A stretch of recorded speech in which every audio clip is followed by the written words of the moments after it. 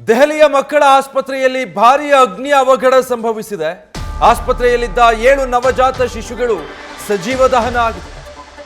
ದೆಹಲಿಯ ಮಕ್ಕಳ ಆಸ್ಪತ್ರೆಯಲ್ಲಿ ನಡೆದಿರುವಂತಹ ಘೋರ ದುರಂತ ಇದು.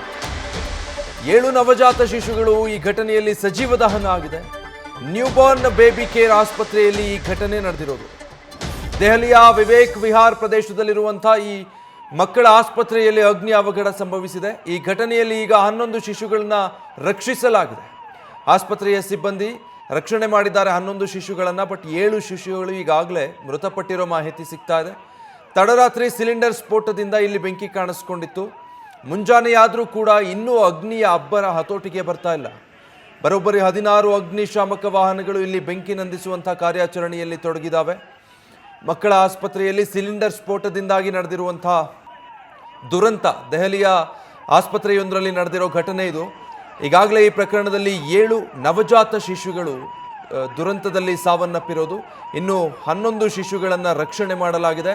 ತಡರಾತ್ರಿ ಇದ್ದಕ್ಕಿದ್ದಾಗೆ ಸಿಲಿಂಡರ್ ಸ್ಫೋಟಗೊಂಡಿದ್ರಿಂದ ಈ ಘೋರ ದುರಂತ ಸಂಭವಿಸಿದೆ.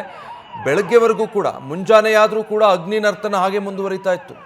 16 ಅಗ್ನಿಶಾಮಕ ವಾಹನಗಳು ಸತತವಾಗಿ ಬೆಂಕಿ ನಂದಿಸುವಂಥ ಕಾರ್ಯದಲ್ಲಿ ತೊಡಗಿಸಿಕೊಂಡಿದ್ರು.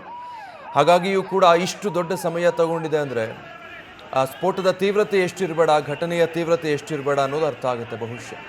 ನವಜಾತ ಶಿಶುಗಳ ಇರುವಂಥ ಆಸ್ಪತ್ರೆ ಇದು. ಇದ್ದಕ್ಕಿದ್ದ ಹಾಗೆ ಸಿಲಿಂಡರ್ ಸ್ಫೋಟದಿಂದ ದುರಂತ ಸಂಭವಿಸಿದೆ. ನ್ಯೂಸ್ ಫಸ್ಟ್ ನಿರ್ಭೀತಿಯಿಂದ ನಿಮ್ಮ ಪರವಾಗಿ.